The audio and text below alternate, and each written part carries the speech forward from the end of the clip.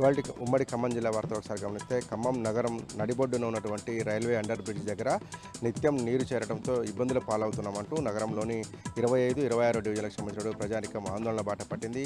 గత 3-4 ఏళ్ల కాలంగా దీనికి నిధులు మంజూరు అయినప్పుడు కూడా అండర్ బ్రిడ్జ్ సమీపంలో ఉన్నటువంటి డ్రైనేజ్ కాలువను మూసివేయడంతో నీళ్లు ఇళ్లలోకి వస్తున్నాయని, వాహనాలు రాకపోకలకు ఇబ్బందులు ఏర్పడుతున్నాయంటూ అక్కడ ఉన్నటువంటి స్థానిక ప్రజానికం ఆందోళన చేసింది. నీళ్లు డ్రైనేజ్ సిస్టమ్ సరిగా లేకపోవడంతో ఈ పరిస్థితి వచ్చిందని, షాపుల్లోకి ఇళ్లలోకి నీళ్లు వస్తున్నాయని ప్రజలు ఆవేదన వ్యక్తం చేశారు. ఎంతమందికి చెప్పినా, ఎన్నిసార్లు ధర్నా చేసినా కానీ అధికారులు స్పందించడం లేదని చెప్పారు. నిధులు మంజూరైనప్పుడు కూడా ఎందుకు పట్టించుకోవడం లేదంటూ ప్రజలు ప్రశ్నిస్తున్నారు.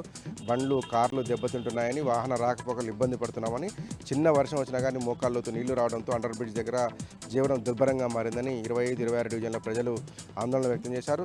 తక్షణమే నగరంలో బ్యూటిఫికేషన్కి సంబంధించిన నిధులు మంజూరై ఉన్నప్పటికీ కూడా 25, 26 డివిజన్లను బ్యూటిఫికేషన్లో భాగంగా చేయకపోవడంతో ఈ పరిస్థితి వచ్చిందని చెప్పేసి ప్రజలు ఆందోళన వ్యక్తం చేస్తారు. తక్షణమే ఈ 2 డివిజన్లకు కూడా బ్యూటిఫికేషన్లో ప్రాధాన్యత కల్పిస్తూ ఆ డ్రైనేజీ సిస్టాన్ని బాగు చేయాలని డివిజన్ ప్రజలు కోరుతా ఉన్నారు.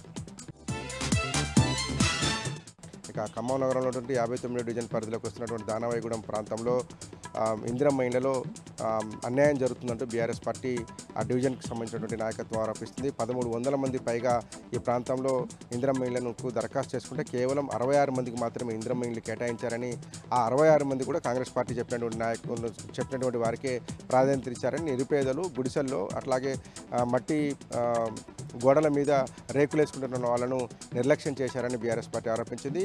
అధికారులు ఫీల్డ్ సర్వే చేయాలని, ఎవరైతే నిజమైనటువంటి లబ్ధిదారులను వారిని గుర్తించి వారికి మాత్రమే ఇందిరమ్మ ఇళ్లు కేటాయించాలని బీఆర్ఎస్ పార్టీకి సంబంధించినటువంటి దానవాయిగూడెం కమిటీ డిమాండ్ చేసింది. ఇప్పటివరకు కేటాయించినటువంటి ఇళ్లన్నీ కూడా కాంగ్రెస్ పార్టీ నాయకులు చెప్పినవి. ఇందిరమ్మ కమిటీ వాళ్ళు ఎవరైతే సిఫార్సు చేస్తారో వాళ్ళకు మాత్రమే ఇండ్లు ఇస్తున్నారని, వాస్తవంగా అనేక మంది ప్రజానికం దానవాయిగూడెంలో ఇండ్లు లేకుండా పేదరికంలో మగ్గుతున్నారని, తక్షణమే అధికారులు ఫీల్డ్ సర్వే చేయాలని చెప్పి బీఆర్ఎస్ పార్టీ డివిజన్కి సంబంధించిన నాయకత్వం డిమాండ్ చేస్తూ ఉంది. ఛత్తీస్గఢ్లో ఒక ఘోర రోడ్డు ప్రమాదం జరిగింది. దాదాపు 14 మంది ప్రమాదంలో చనిపోయారు. 10 మంది మహిళలు, 4 చిన్నారులు మృతుల్లో ఉన్నట్టుగా అధికారులు గుర్తించారు. భీతావాహంగా పడి ఉన్నటువంటి మృతదేహాలతో రోడ్డంతా చెల్లాచెదిరిగా మృతదేహాలు పడిపోయాయి. రాయ్పూర్ బలోదా బజార్ మార్గంలో ఈ ప్రమాదం జరిగింది. ఒక వివాహ కార్యక్రమానికి హాజరై తిరిగి వస్తున్నటువంటి జనంతో వెళ్తున్నటువంటి వాహనాన్ని ట్రక్ గుద్దడంతో ఈ ప్రమాదం జరిగినట్టుగా ఎస్పీ తెలియజేశారు. ఛత్తి గ్రామంలో జరిగినటువంటి ఒక వేడుకలో పాల్గొని జనంతో తిరిగి ఈ వాహనం రాయ్పూర్ వెళ్తుండగా ప్రమాదం జరిగినట్టుగా అధికారులు గుర్తించారు. తక్షణమే స్పందించామని,